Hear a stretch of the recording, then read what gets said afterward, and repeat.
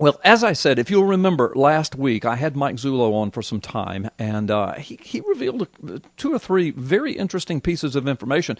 First of all, you'll remember, of course, that he had announced back at the end of last year that he and Arpaio had hoped or were planning, their target date was the end of March, to do a couple of news conferences on what they have discovered. First of all, the birth certificate investigation has gone so deep now. There's so much more to this than you've ever known or have ever dreamed. Mike Zullo has all of that information, and he has it in legal courtroom ready, investigation ready, Congress investigation ready. Whoever's going to pick it up, he's got it ready, and he's going to give it, he's going to announce it to the world very, very soon. But prior to that, there will be a news conference by Sheriff Arpaio. Sheriff Arpaio, because of the birth certificate investigation, Mike Zullo was made privy to some information that was absolutely astounding, criminal activity that fell under the jurisdiction of the Maricopa County Sheriff's Office and Sheriff Joe Arpaio. It goes all the way to the White House and places in between. And Sheriff Joe Arpaio jumped all of that on top of all of that with investigators, investigative team, and they've been on top of that now for many, many months, putting that all together. And so that conference is going to come, and then very shortly after that, Mike Zullo's conference will come. So this is important stuff, and it's going to happen. Now, they had been shooting for the end of March as the target date, but as you heard Zullo say last week, and this was one of the things that I knew about but couldn't say until Mike Zullo said it, and as a matter of fact, Sheriff Arpaio said it first. He said it on Fox News just a few days ago, and then Mike Zullo confirmed it, that one of the reasons this conference didn't happen when they had originally targeted it, because between the time they said the March date and then when March rolled around, they now are honing in on who did it. They know the people responsible for putting that forged fake birth certificate together. I mean, so that takes. I mean, folks, we already know 1,000% the thing is a forgery, a fake, it's fraud. We know all of that, but now to know who did it and to be able to prove it, I mean, that's huge.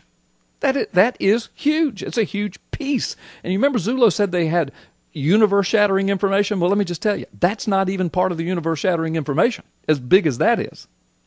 The other thing that he revealed was that they're in possession of NSA documents describing how to use certain Xerox machines in certain ways to wipe out metadata in documents, and how to produce anomalies on documents. The very thing that some of the OBOTs were claiming that they had a Xerox machine that could produce the document that's on the White House website exactly the way it was, therefore rendering Zullo and Arpaio's investigation moot. The problem is that after Zullo and Arpaio, or Zullo, immersed himself in the investigation of that document, they discovered that there was no Xerox machine that could do that. But in the meantime, they got a hold of NSA documents explaining how to use that misdirection and information technique, and how to use Xerox machines to mess with documents. The very thing the OBOTs were saying. And by the way, it was the OBOTs information about that Xerox machine that opened up tons of more leads and evidence, I have to be careful how I say this, and initiated the beginnings of the criminal investigation that Arpaio is now doing. So hats off to the OBOTs. Bless you for that. So anyway, let me go to the phone lines because people are waiting. Jim, thank you so much for listening today to Freedom Friday, and you've got a question about this investigation. Go ahead. Yeah, this is Jim, and I had a question. Yeah. I wanted to know, can you tell us if the Virginia Sunohara case is involved in this, the criminal part? Yep. Involved in what? In the criminal investigation. Yeah. You know, Jim, let me just, I cannot say what is or what is not involved in the criminal investigation. I'm so sorry. I'm just not allowed to do that. I can speak more generally, and I can only kind of repeat what Zullo has already said here over the air. But I'm not at liberty to say exactly what's involved in that criminal investigation. It is under the jurisdiction of Sheriff Arpaio. He has full constitutional authority to do this investigation. I know that I can tell you that it has been a very deep investigation. It's been going on for months. It has involved a lot of travel, a lot of being redundant, a lot of investigation, a lot of uncovering of things. Some amazing information has brought forth. It has now been documented, checked, and rechecked. And Mike Zullo's assessment of what Sheriff Arpaio is going to bring is universe-shattering, history-making information. And the little bit that I know, I can say that he's dead on. But I know that didn't answer your question, Jim. But again, I'm just not allowed to get on the radio and say what is or is not going to be a part of the criminal investigation. Did you have other questions or comments about it? Yeah. Is there a release date coming in the next week or so, or No, go ahead. I'm sorry. I thought you were finished. Or could it be later in the summer? I mean, yeah. Well, here's what Mike Zullo said last week, and I'll put my spin on it, not being the official spokesperson for Zullo or Arpaio. What Mike Zullo said last week was that from this point forward, he's not going to be setting any dates. And he kind of laughed. He said, because, he said, I kind of, got burnt on that last one because it was last year when they set the date for March. And I'm telling you, Jim, right up until the last of March, Mike Zullo was calling me almost every day saying, Carl, I think we're still going to be able to make this happen. I think we're still going to be able to make this happen. But as March came along, he called me right at the last of March and said, Carl, it's not going to happen. It's going to be a while because the information we have is so astounding, so massing up, and we've got more to do. But when this comes out, it's going to be worth the wait. But what Mike said last week, Jim, was that he's not setting a date. But I asked him, I said, it's going to be sooner than later, right? I mean, it's going to be weeks or months and not years, right? And he confirmed and said that was right. And then he laughed and talked about how old he was and how it couldn't be years. So, yeah, my spin on that, Jim, would be you're pretty safe to say months and maybe sooner than that, but not a year or more. That's my understanding. Does that help you? Yeah, I just have one more question. Do you think there will be legal ramifications like legs from the release, like lawsuits opening, things like that? Yeah. Well, that's a good question, and a lot of people ask that. My opinion is that, yes, not only should there be, but there will be. I mean, because of the little bit that I know, it's so astounding, it's so earth-shattering that somebody, Congress, courts, law enforcement agencies, somebody's going to have to do something. And that's about as far as I can go in telling you, how deep this is. But yes, Jim, I would certainly imagine that that's going to be the case. I don't know how it could not be. And thank you so much for listening, Jim, and thank you for your wonderful questions. Let me go back to the phone lines. John, you have a question as well about this investigation. Go ahead. Yeah, two quick questions. One, Carl, I guess listening to Mike Zullo, he does not sound as convicted and sure that this is going to happen as you are. You sound much more on board than he does. My question, I guess, would be, what's going to be the determining factor of whether or not this information comes to light or not? That's my first question. Well, let me answer that one, John, because if you'll remember, did you hear the show last week? I listened. Okay. Well, let me just remind you, and you can go back and hear the podcast, because I said something about, now it is going to happen, right? And he said, absolutely, it is going. He said that with passion. He said, absolutely. He said, this is going to happen. I'm the only one that put the caveat. I said, I guess unless some major calamity, catastrophe that, that the whole world just can't deal with it. And he said, no, Carl, it is going to happen. I can assure you of that. So no, he's very confident that this is going to happen. Now, you've always got to leave room for something to happen that we don't know of, but barring something happening that would prohibit it, he says it is going to happen, and he says it with confidence. Okay. Another question I had is, I'm sure you know who Nikki Booth is or Mickey Booth is. Yes, I know her well, and her husband, yes. Okay, she was on a radio show, I can't think of who it was off the top of my head, but she said she talked to Carl, and she said she chose her words very carefully. She said Carl had intimated to her that after this information comes out, he would be very surprised if anyone voted Democrat for a few generations. Now, obviously, you can't, attest for whether or not he actually said that or not, but based on what you know, would you agree with that? Okay, now you said she talked to Carl. Did you mean she talked to Mike? No, I meant Mike. I'm sorry. She said that she talked to Mike. Yeah, okay. So, yeah. Well, I do. Yeah, John, I can't speak to that because I'm not privy to that conversation, and I don't know that I would make that characterization. Although, but it's going to be big. It's going to be big. So we'll see what happens along those lines. But John, I'm not aware of that conversation, so I can't really speak to it. I do know Mickey very well and her husband, and think the world of her. Oh, thank you. Yep. Yeah, I'm sorry, John. Listen, we've got to take Chris, a time thank out. you so much for hanging on. Listen, go ahead and make your question or comment as brief as possible. We've got other callers on the line, and we're quickly running out of time. What's on your mind, Chris? Yeah, sure. It was about a year ago. I called and talked to Mike, and I asked him very pointedly if there were any preparations made for arrests or convictions, dealing with the aftermath of accusations. And he said there hadn't been anything at that point in time, but it kind of had me wondering, what's an update on that? Yeah, well, listen, that's a great question, Chris, and let me just say, I cannot speak to Arpaio's criminal investigation and what may or may not come from that from his department as far as arrest and those kinds of things, okay? Because that would then perhaps get into giving away exactly what he's investigating and where he's going with it.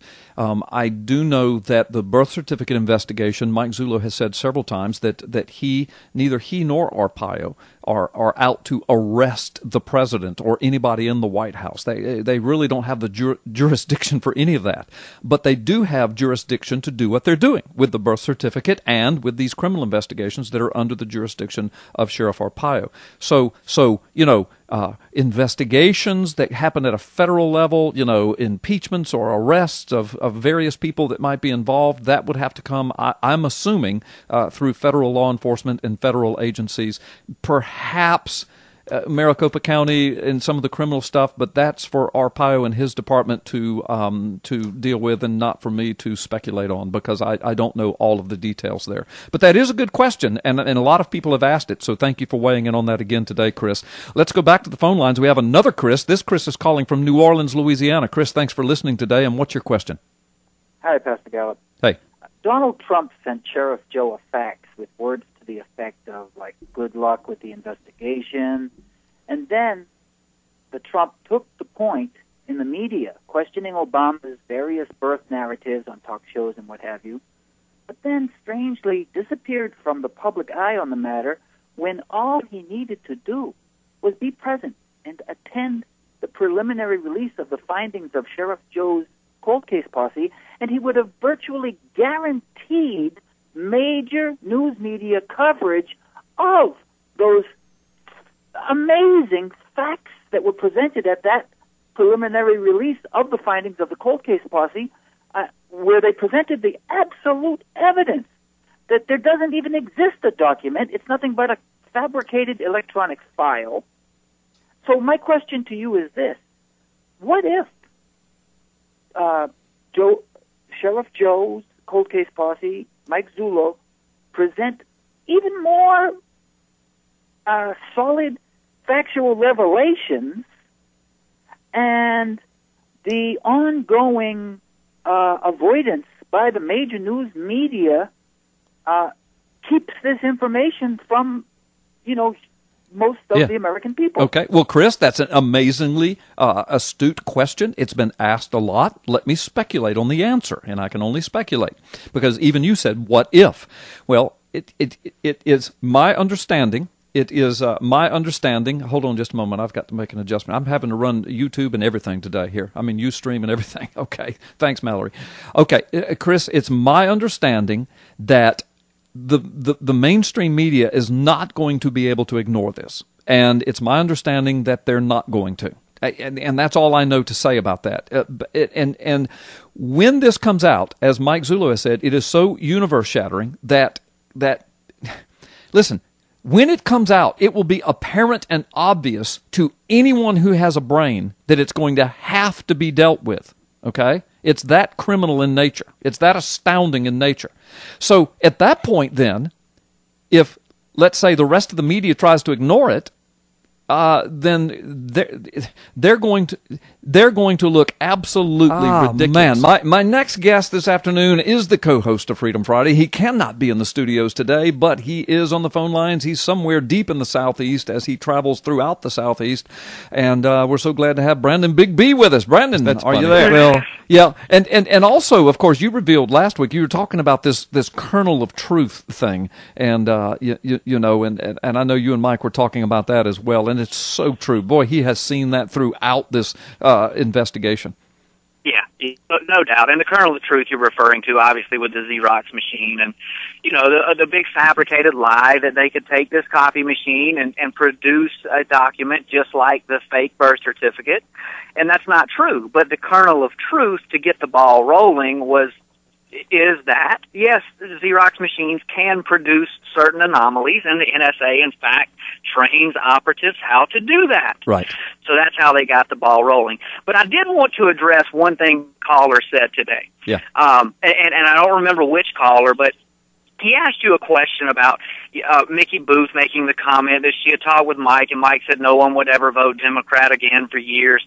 And like you, I'm not privy to that conversation, and I'm not speaking for Mike or Mickey. But let me just say this. From what I know, this has nothing to do with Republicans and Democrats. Right. Because when it all comes forward, what's going to be revealed is that everybody, all 500 and something of those crooks and criminals up there in D.C. that have ignored this for the last 6-7 years now, all need to be gone. It doesn't matter if they have an R beside their name or a D beside their name.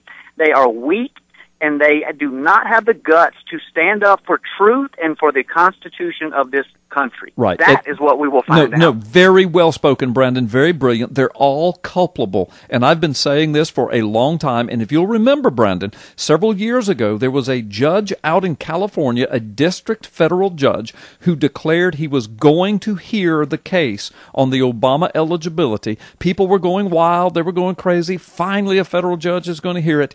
He heard bits and pieces and parts of it, whatever he thought was within his jurisdiction to hear, and he ruled. And you remember ruling? The federal judge in California ruled constitutionally this responsibility belongs with Congress and not the federal courts. And you know what? He was absolutely constitutionally correct.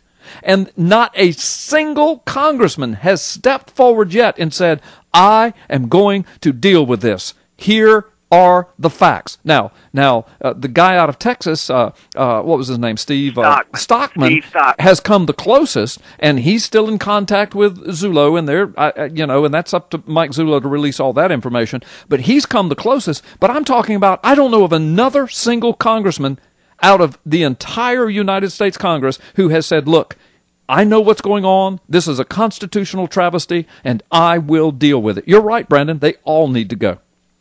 Yeah, no doubt about it. So, if that person is still listening, and again, I'm not speaking for Mike Zullo, but, it's not a Republican-Democrat issue. We have a criminal issue in this country right now, in that our government has been infiltrated and taken over by criminals. They are there to better themselves and to further their agendas rather than to look out for we the people, which is what the Constitution says they are to do when we elect them to go to Washington and serve us. They serve us. We do not serve them. Thank you. They are not the masters. We are not the slaves. So you understand, we are the masters in a constitutional republic. But they have twisted that system around now, and we are made to feel like we're the slave. We wouldn't understand the things that they deal with.